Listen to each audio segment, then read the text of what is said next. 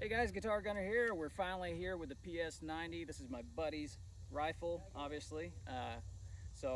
He's a FFL SOT. This is set up in the SBR configuration. So the barrel was cut from the original PS90 factory, and it's got a suppressor on it. And then we've got the Meprolight augmented reality sight on there. So we're gonna do some shooting with it. Let's see how it goes.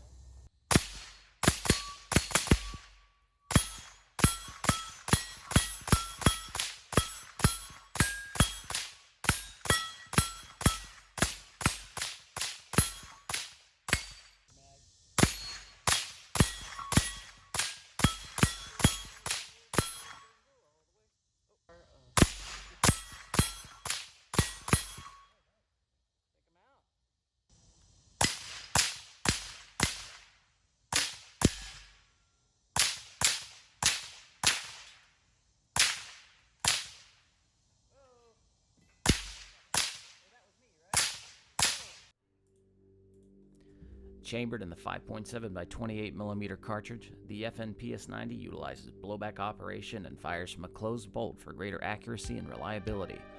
The PS90's civilian legal 16-inch cold hammer forged mil-spec barrel is equipped with an integrated muzzle brake to reduce recoil. Dual magazine latches, cocking handles, and an innovative synthetic thumbhole stock with a molded-in sling attachment point help make the PS90 fully ambidextrous. Though typically sold with a 50-round magazine, models with 10 or 30-round polymer detachable magazines are available for users in jurisdictions with unconstitutional gun laws, such as California, Rhode Island, New York, Connecticut, and others. However, I'd be doing this gun a disservice if I did not mention the amazing cartridge that it utilizes. The 5.7 by 28mm cartridge was developed in conjunction with the FN P90 PDW and FN 5.7 pistol in response to NATO requests for replacement for the 9x19 Parabellum.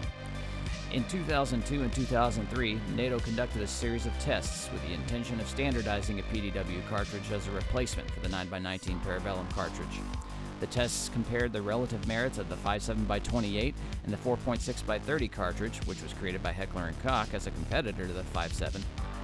The NATO group subsequently recommended the 5.7 by 28 cartridge, citing superior performance in testing, but the German delegation objected, and the standardization process was halted until 2021, when it was officially adopted as a NATO standard cartridge, designated STA NAG 4509.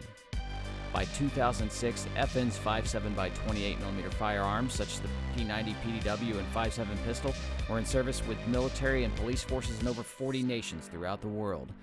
In the United States, the 5.7 by 28 firearms are currently used by numerous law enforcement agencies, including the U.S. Secret Service.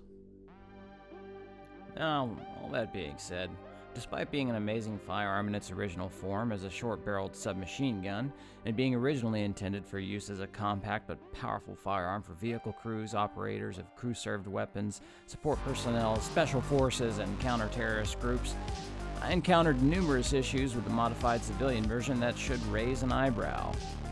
The SBR configuration requires highly specialized custom work, which can be very expensive, and the addition of a suppressor you'll be paying for 2 separate tax stamps.